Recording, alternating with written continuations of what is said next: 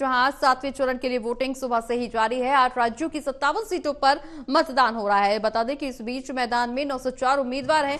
सुबह 7 बजे से शाम 6 बजे तक वोटिंग होगी। पंजाब की सभी सीटों पर एक साथ आज वोटिंग हो रही है। सातवें चरण में पंजाब की सभी 13 सीटों पर वोटिंग जारी है। वहीं हिमाचल प्रदेश की 4, पश्चिम बंगाल की 9 सीटों पर भी सुबह से ही मतदान देखने को मिल रहा है। इसके अलावा बिहार, उड़ीसा, झारखंड की भी सीटों पर मतदान हो रहा है। बता दें कि बिहार की 8 सीटों पर, उड़ीसा की 6 सीटों पर, वहीं झारखंड की 3 सीटों पर सुबह से वोटिंग जारी है। चंडीगढ़ की 1 सीट पर भी आज ही वोटिंग होनी है। दोपहर 1 बजे तक अगर हम आंकड़ों की बात करें, चुनावी प्रतिशत की बात करें तो इस बीच 1 बजे तक देश भर में 40.9009% वोटिंग हो चुकी है। बिहार में 35.65%, चंडीगढ़ में 40.14% वोटिंग संपन्न हो चुकी है। वहीं हिमाचल प्रदेश में 1 बजे तक 48.63% वोटिंग संपन्न हो चुकी है।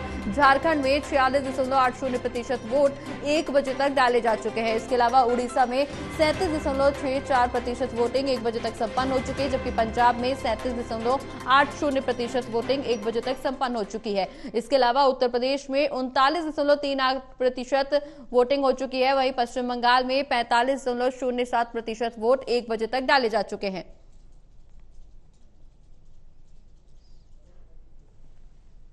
तो आपको बता दें कि लोकसभा चुनाव का आखिरी चरण आज है और इसको लेकर के वोटिंग सुबह से ही जारी है। दरअसल 8 राज्यों की 57 सीटों पर वोटिंग हो रही है।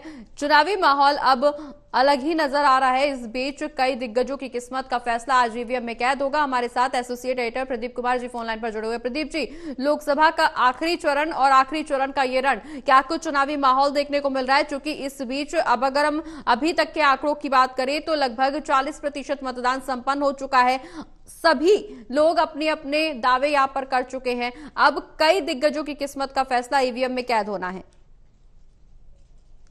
देखिए, बिल्कुल एक बड़ा मुकाबला दोपहर 1 बजे तक का मतदान का प्रतिशत सामने आया है। 40% से ज्यादा मतदान दर्ज किया गया है। हिमाचल प्रदेश में सबसे ज्यादा 48% से ज्यादा वोटिंग हुई है। तो आखिरी फेज के लिए जो मतदान जारी है, 8 राज्यों की 57 सीटों पर ये मुकाबला चल रहा है और इसमें पीएम मोदी की संसदीय सीट मुकाबला चल रहा है। इसके अलावा सभी 13 सीटों पर मुकाबला, हिमाचल प्रदेश की 4 सीटों पर मुकाबला, मध्य प्रदेश की 13 सीटों पर मुकाबला, पश्चिम बंगाल की बात करें तो 9 सीटों पर मुकाबला और जगह जगह हिंसा की झड़पों की खबरें आई हैं।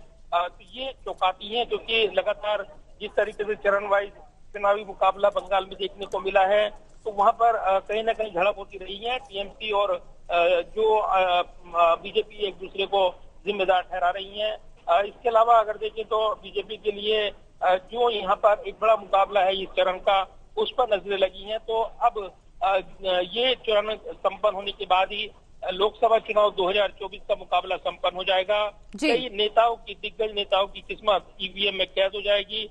इसमें प्रधानमंत्री मोदी भी शामिल हैं, अनुराग सिंह ठाकुर, इसके अलावा अन्य नेता इस चरण में चुनावी मुकाबले में है। तो एक बड़ा मुकाबला इस वक्त हम देख रहे हैं जो जारी है, और इसी के साथ चुनावी चरण के संपन्न होने के साथ ही लोकसभा चुनाव का मुकाबला भी संपन्न हो जाएगा। जी चलिए, बहुत बहुत शुक्रिया प्रदीप जी। तमाम जानकारी दर्शकों तक पहुंचाने के लिए नजर बनाए रखिए। हम फिर लौटेंगे आपके पास। तो आखिरी चरण में तमाम जगहों पर वोटिंग हो रही है। 8 राज्यों की 57 सीटों पर वोटिंग लगातार जारी है। हमारे साथ हमारे सहयोगी संतोष तिवारी भी जुड़ गए। संतोष, बिहार में लगातार चुनावी मतदान प्रतिशत बढ़ता हुआ नजर आ रहा है। इससे पहले भी हम चर्चा कर रहे थे, कहा यह जा रहा था कि गर्मी की वजह से लोग ज्यादा अपने घरों से बाहर नहीं निकल रहे, लेकिन अगर हम फिलहाल मौजूदा स्थिति की बात करें तो लगभग 35% मतदान अभी तक संपन्न हो चुका है। लगातार जो वोटिंग के लिए चुनावी प्रतिशत है, जो मतदान प्रतिशत है, उसमें इजाफा देखने को मिल रहा है।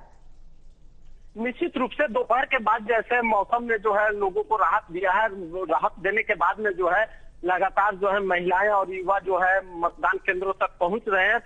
तो इससे कहा जा सकता है कि मतदान के प्रतिशत में जो है बढ़ोतरी होगा और अब जाके जो है मतदान केंद्रों पर जो है मतदाताओं की जो है लाइन लगना, लंबी लंबी लाइनें लगी हुई है और मतदाता जो है अपने बारी का इंतजार कर रहे हैं। तो दोपहर बाद जिस तरह से जो है मतदाता घरों से निकलकर मतदान केंद्र तक पहुंचे हैं, तो इससे साफ अंदाजा लगाया जा सकता है कि मतदान का प्रतिशत बढ़ेगा। लेकिन यह देखना काफी दिलचस्प होगा कि 7वें चरण के मतदान से प्रतिशत आगे बढ़ता है या नीचे रह जाता है। जी बिल्कुल संतोष, प्रतिशत आगे बढ़ेगा या नीचे जाएगा ये जब आखिरी समय होगा तब समझ में आएगा। लेकिन इस बीच कई अलग अलग मुद्दे हैं जनता के मन में, तमाम मुद्दों को लेकर के जनता वोटिंग करने पहुंच रही है। ऐसे में किन मुद्दों को वोटिंग के दौरान शामिल किया गया है जनता की तरफ से?